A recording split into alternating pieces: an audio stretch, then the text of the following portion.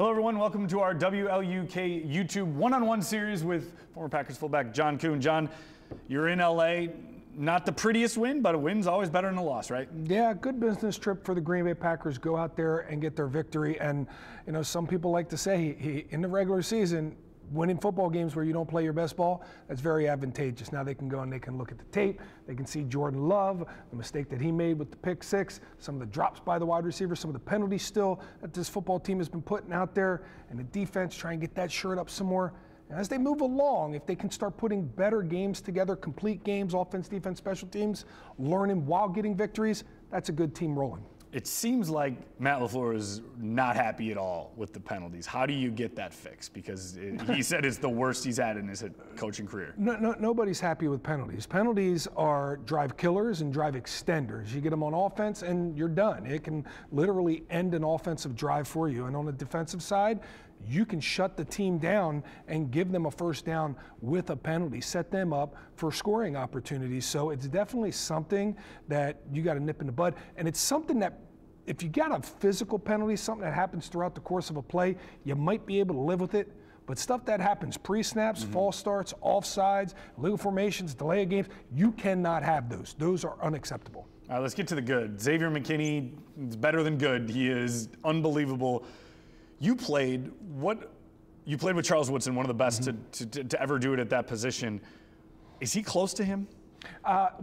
Charles Woodson, Nick Collins, he's somewhere in that stratosphere of just being able to make plays, just being able to shut down entire sections on the field. Heard him in an interview say it's almost disrespectful that people want to put the ball in the air. Well, my question to you, Ix, is where in the air? Because teams are going to throw the ball. They are going to throw the ball. Yep. You can just cover so much of the field, you can consider it disrespectful. It's a luxury to have a guy that's this good and thinking and playing at this high of a level on your football team, especially in the back end, the quarterback of your defense. This Packers defense is turning the ball over like crazy, and it's all thanks to X. Yeah, and they have a budding star at the tight end position in Tucker Kraft. It really seems like I know he takes pride in his blocking, all tight ends do, but like this guy is a yardage after catch monster. Yeah, for a young tight end to come into the game and do what he's doing, it's just unheard of.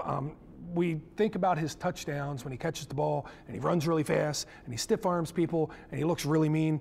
But really, it's the blocking game that I'm talking about, to step up on the edge of the line of scrimmage and block a defensive end, an edge player, and be able to handle his own there, and then get out in space and be able to block cornerbacks and safeties, jump around guys wiggling out there.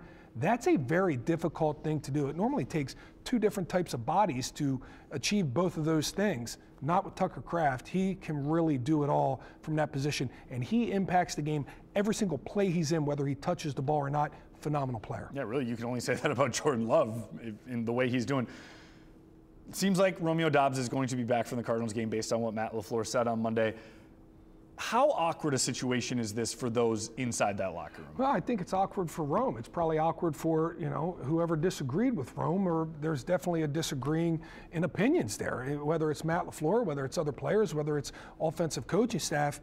But once they get through that, and I don't doubt that Rome's going to get through this very easily. He's a man of high character. Speaking with him, I trust him very much to be able to get through this and on to the better other side, a better man, a better team, and a better football player. You know, we're all competitive. We're all alpha males in that locker room. We all want to be able to contribute to the football team.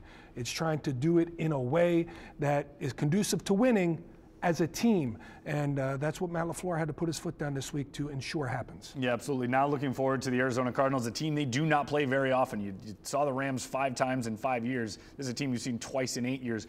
What's the difficulty in playing a team you just don't know well? Well, you have to trust a scouting report that's based off of the 3 games before you actually play this football team. And then when you get that football team, it might feel completely different than what the film looked to you. So when you play a team like the Rams year in and year out, you don't just have the film, you have the feel because you've played against them. With the Cardinals, you got the film, but the film only goes as far as your eyes tell you. Then you go out there and you play against them. And that speed of Kyler Murray that you saw on film, it might be completely different on the field. It might feel completely different on the field. So getting an adjustment to that could be something that takes a split second. Also, their blocking schemes, their route combinations, you can see them, but until you go against them in person at game speed, it's a whole different ballgame. Do you think it helps the fact that they've done really well against mobile quarterbacks so far this year in Jalen Hurts and not Trent Richardson, that's Anthony Richardson? Yes, I do. Although Kyler Murray is much different than those two guys. They all run. All three of them can run. But Kyler Murray is one, when he takes off, home run every single time. You saw it this past week versus San Francisco, and I think he's on the faster end of all three of those quarterbacks. He's also on the smaller end. You know what that means? You might not be able to see his receivers, but the DBs and guys on the other side of the line, they might not be able to see him. He can sneak in and out of the offensive line, get to the outside, get down the field, and that guy is quick as a hiccup. When he gets out, nobody's catching him. Yeah, Packers back here at Lambeau Field looking to move to 2-1 at Lambeau this year. Thanks for watching our WLUK one-on-one series. Make sure to subscribe to our WLUK Fox 11 YouTube page.